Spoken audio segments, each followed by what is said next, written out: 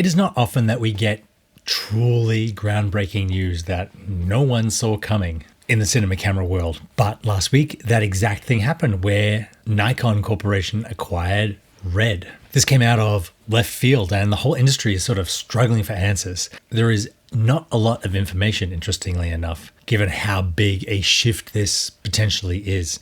There's no price discussed. There's no details on what this means to Red's other collaborations with Panavision and ARRI and Canon. And just a couple of months ago, Nikon and Red were in litigation about Nikon's infringements of Red's RAW video patents. Out of the blue, both parties agreed to end the litigation. Everyone seems to be talking about the deal, especially since it seemed like Canon was a better home for Red than Nikon. Nikon controls around 10% of the mirrorless camera market, behind Canon, Sony, and just having passed Olympus. Nikon was sort of left behind when the camera market moved to video. And although they've spent a lot of time and effort trying to catch up, it really has been a losing battle for them. They don't have anything like the dedicated cinema camera range that Canon have and that I make courses for. Nothing like Sony's entry-level cinema cameras like the FX3 all the way up to the Burano and the Sony's six-figure Venice camera that competes with ARRI Alexa. Canon buying Red would make more sense because Canon and Red already have an agreement around the Red's use of the RF mount and Canon's use of compressed RAW video. It does make sense that Red would be looking for a buyer. They have been in a tough place for their camera business for a very long time. They're originally the only people who had ultra high resolution for 6K then 8K. They were the first people that introduced global shutter cameras for sports and action. They were the first company that introduced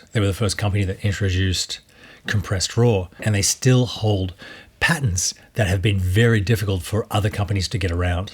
And there was a time when if you wanted a full frame, high speed, global shutter, high resolution camera, you had to pay the $50,000, $60,000, $70,000 for a Red. But now almost all of those things are in sub $10,000 from Canon and Sony.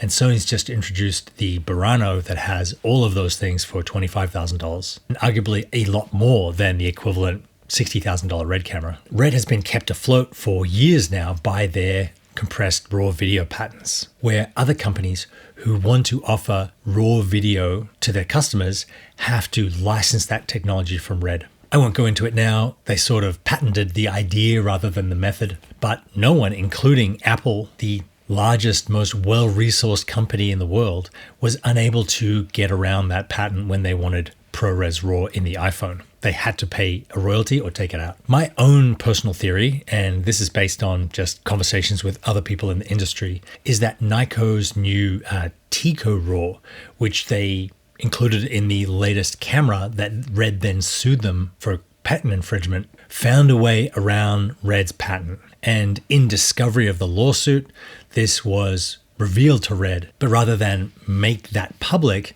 they chose to drop the lawsuit. But Nikon, seeing how dangerous that information was to Red and their lucrative patent income, instead offered to buy the company that essentially they would have rendered worthless had they revealed that. So Nikon now gets a huge burst into the video industry. They'll be able to release cameras with Red technology, with Red code.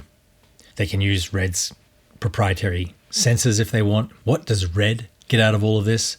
It's unclear. They have been using the momentum of their early days of innovation to still sell cameras at 3 to 5 times what the equivalent camera is selling at from Sony or Canon, and don't have the image quality that ARRI has used with the Alexa to shoot the vast majority of high-end feature films. There's also the idea that AI is going to radically transform the camera space, as more and more of what would have been paying jobs in the past are now being able to be auto-generated from AI. And as a result, people won't want to pay as much for ultra high-end cameras. We will see at NAB, which is in just a month now, any new cameras that come to light and what, if any, more information comes to light from the Nikon Red deal. But for the time being, it seems as though it's going to be a win for filmmakers with better technology for less money